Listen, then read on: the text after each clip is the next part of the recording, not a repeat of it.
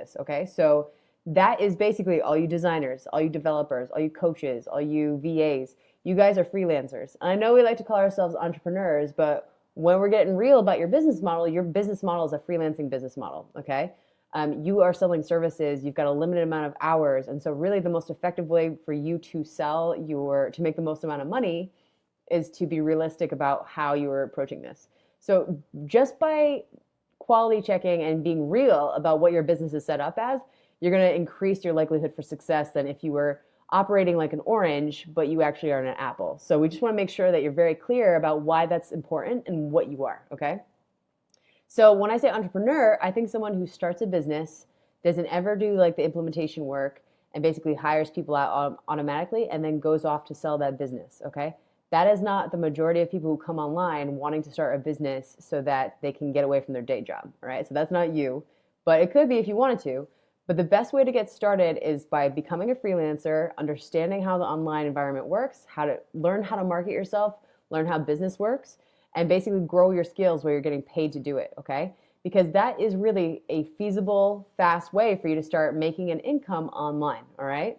So really what you're looking to do is basically have 3 things set up, and you want to make sure that when it comes to your business, that you're being very realistic about how you're going to promote it, okay? I'm going to tell you guys, you don't need Upwork. Fuck Upwork, because you're going to be competing against people who are selling their smarts at a very low hourly rate, are not qualified, maybe don't have enough street cred to be doing it, but they are putting themselves out there as designers, as VAs, as accountants, etc. So you're competing against a weird margin of people who do not have maybe the same qualifications as you, so you're going to be compared against them based on price point alone, okay? That sucks, so I wouldn't recommend it. What I do recommend is following these 3 steps we're going to talk about, because these 3 steps allow you to make sure that you are always going to get paid well and that you have the clients coming in for you. So the first step that is so important is your website. You need a website, okay? I don't care if it's a 2-pager. You need a website that's going to get people to come in, understand what you do, understand your testimonials, and then book you for work ASAP, okay? You cannot make it hard to work with you. It needs to be quick and fast and easy, because if someone has decided that, yeah, they do need a designer and they need a designer like right away, you don't want to be the one who it takes 2 weeks to, get back to and figure stuff out or figure out even what you sell, because what happens is that people are going to go for someone who's maybe not as good as you, but a lot faster and a lot easier to work with, okay? So your talents, your smarts are not enough. You need to make that experience really awesome as well for your potential future clients. So your website works as a 24/7 salesperson who never gets hangry, who never gets sick, and who never needs to take a day off. And they'll always say the right things over and over again to everybody. So they're consistent, and you can tell when they're working well and when they're a little bit off. So it's really great, and you need one. Second thing is to assess your word of mouth, okay? If you haven't had any word of mouth, that's fine.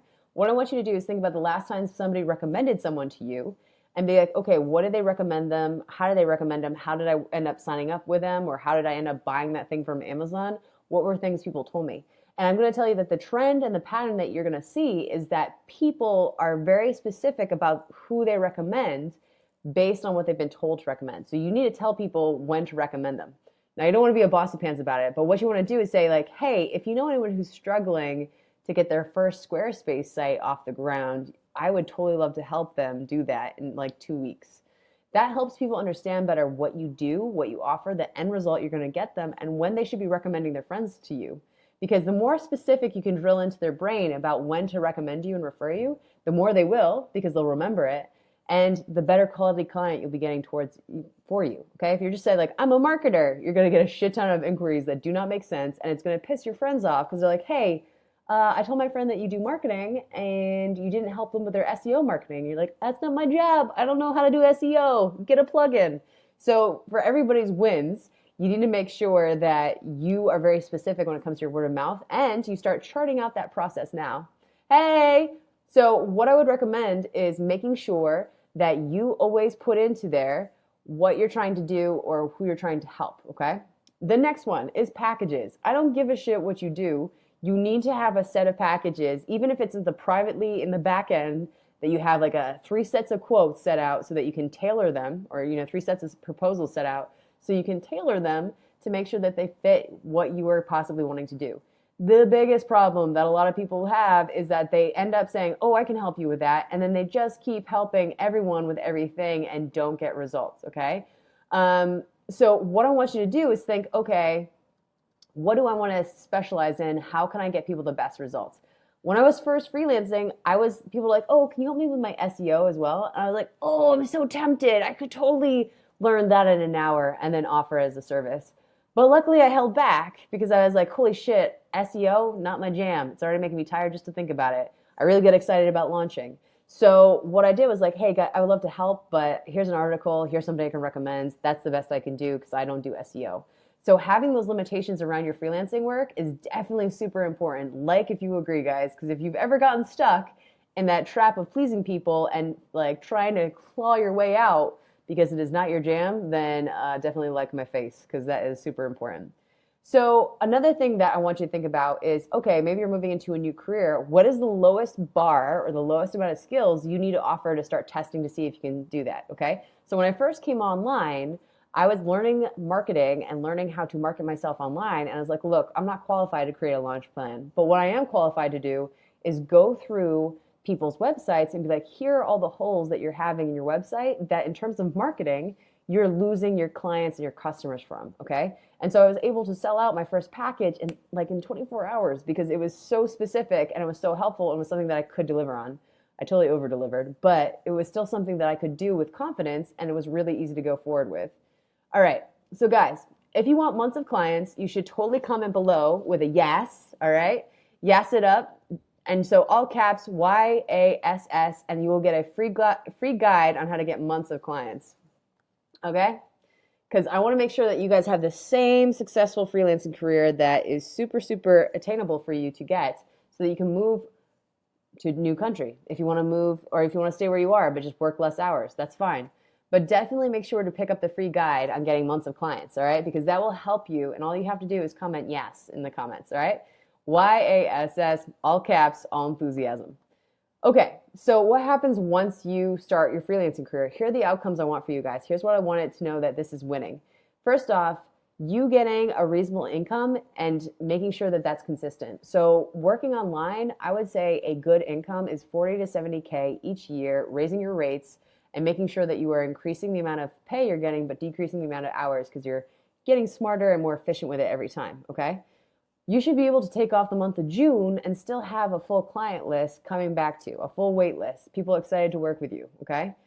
This is basically a stepping stone to make sure that when you are coming online, you are not spending thousands and tens of thousands of dollars trying out new stuff because you've been sold on the idea of like instant $1 million business. That's not real, okay? So what you want to do is make sure that you start coming online, see if you like it, test out things, test out products, test out your services, which you can turn into products later, and make sure that you are doing this the most profitable, most viable way possible. Otherwise, what you're going to be doing is wasting time and wasting sweet, sweet dollar bills, which nobody wants to do. And then every time you have a new project or every time you finish up working with a new round of clients, you want to be raising your rates, okay? So you getting a raise is no longer based on someone else's desire to give you a raise. It's now based on you and your ability because basically your brain becomes more valuable every time you work with a new set of clients. So you really want to be raising your rates like every quarter or every 6 months, depending on how you work with people, so that you can always be increasing the perceived value, but as well as reflecting the value of your brain because it basically becomes more and more valuable the more you work on different projects, the more you work with different people, okay? So I really want to recommend and encourage you guys to go ahead and become a freelancer, start you can dip your toes in, you can take on a couple of clients at a time because it really ends up becoming an amazing experience. And when it comes to working online, it is the best way to get started, okay? So to minimize the risk and make it a lot easier for you to work online, go ahead and type into the comments, yes, so YASS, all caps, and I will pop in your free guide on getting months of clients into your inbox, okay? So go ahead and just type that in below. It is pretty freaking fun.